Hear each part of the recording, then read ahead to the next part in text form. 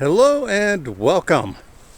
Well, it's time for another update on my restoration, renovation, rehabilitation of Arnold the Jeep.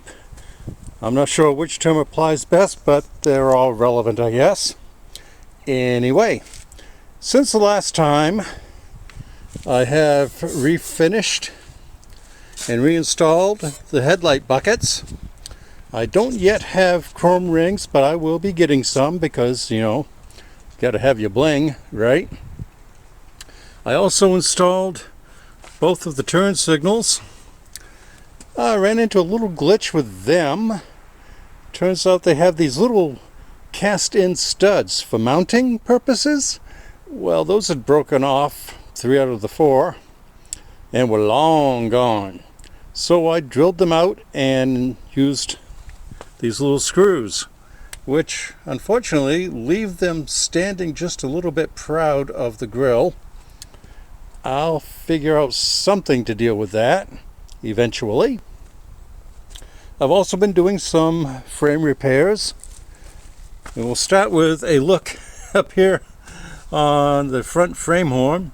Now that is clearly not the best weld you'll ever see, but in my defense, I haven't done any welding since I was in high school in 1978, and back then it was a stick welder, and this that I'm using now is a flux core MIG welder that my sister gave me.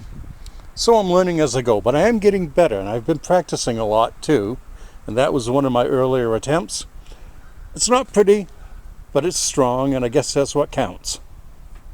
I did a lot of frame repairs on the rear. Unfortunately, I didn't take any video of that before I put the bed back in. And speaking of the bed, yes, this is the bed section that I cut out of the old Ford Ranger bed. What I'm going to do is put plug welds down the sides, and you can see there's a white mark there, and there's one way up front. Those are the 1x1 steel cross members that I put in. I'm going to plug weld them on the flat bits. I'm also going to plug weld on the flat bits on the back here. What else? Oh, I welded the ear back onto the stock tailgate. It's not the best looking thing I've ever seen, but then again, neither is the tailgate. My goal with the tailgate is to eventually rehab the blue one that I showed in the last video, but for the time being I wanted to have something occupying this space. So here we go. Problem is, I don't think my skills are anywhere near good enough to make this really good looking again, and that's why I'm going to go with the more structurally sound blue one eventually. You probably also noticed these white panels, and this one's coming off. Stay.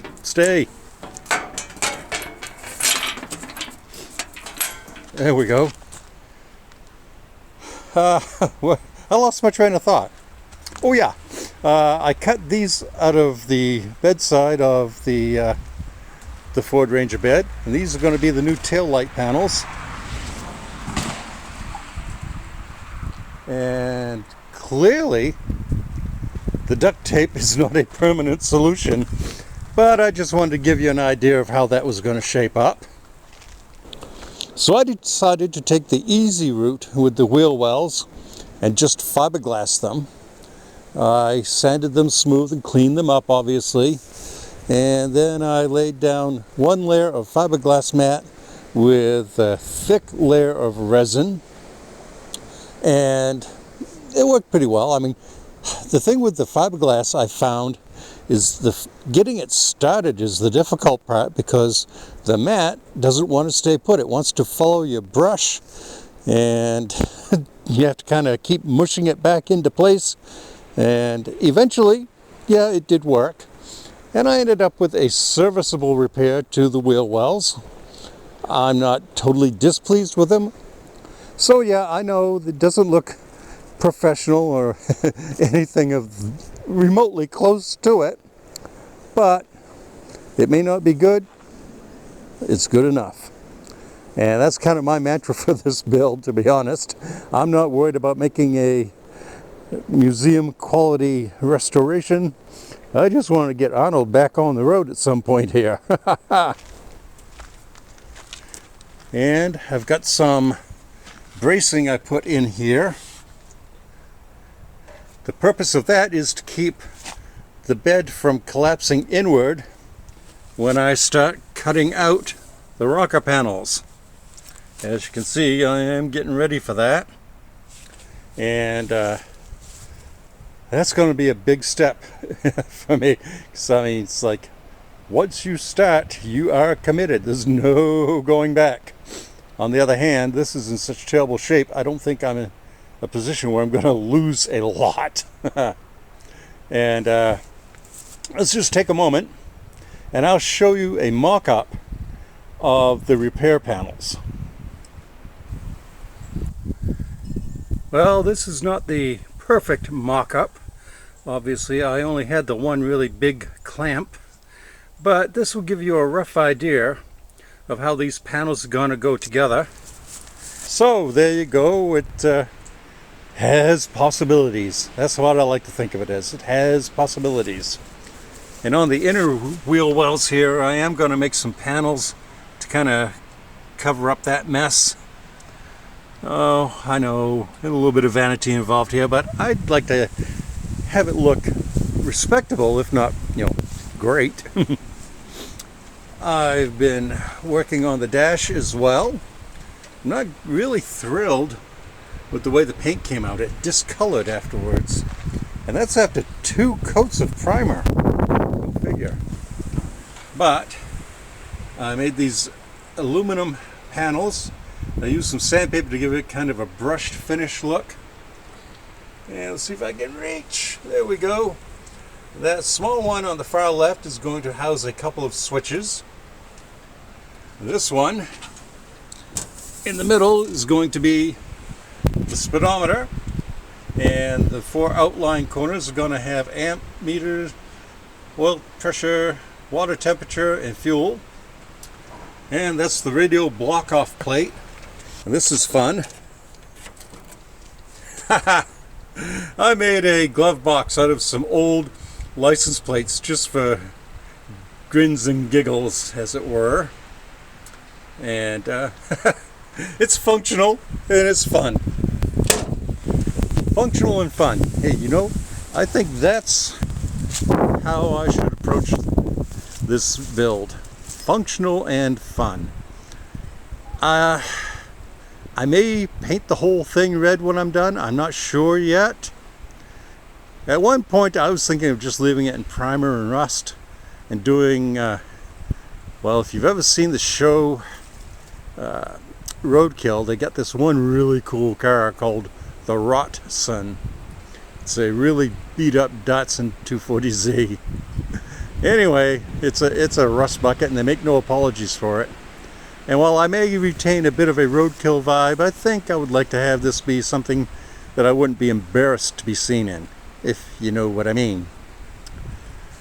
Still planning on making a frame for the front floors that are 1x1s and having a removable panel down there in the middle.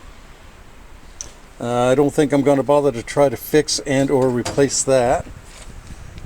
Haven't decided what I'm going to do with seats yet. I do have a pair of VW seats, but they got this funky center mount instead of mounts on either side, so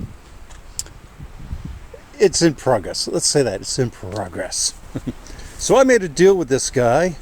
He's got an old M38A1 and he was going to take the fenders off of it for me because I went up to try to do so. And they were better than these. Not great, but better. And of course all the bolt heads were rounded. And we were nowhere near an outlet for me to use my angle grinder on. Well, that was like 4 months ago. And he's contacted me 4 times and saying, oh yeah, I'm going to do it, yep. don't give up on me, blah, blah, blah, blah, blah. Well, I'm sorry, but after 4 months, I've given up on him. And my plan for this build had been to do it as inexpensively as possible, because without going into great detail, I want a fixed pension. And that kind of enters into it.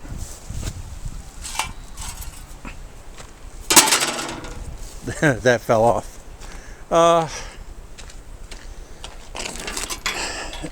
I think what I will probably end up doing is maybe pick up a new fender, one each month over the winter. I suppose I could do that with the tailgate as well. And still on the fence about the wheels and tires. I mean, I love the look of the stock wheels. And I like the looks of these old bias plies. And gosh, you can get these like $120 a piece online. That's not a lot different than buying a conventional radial tire.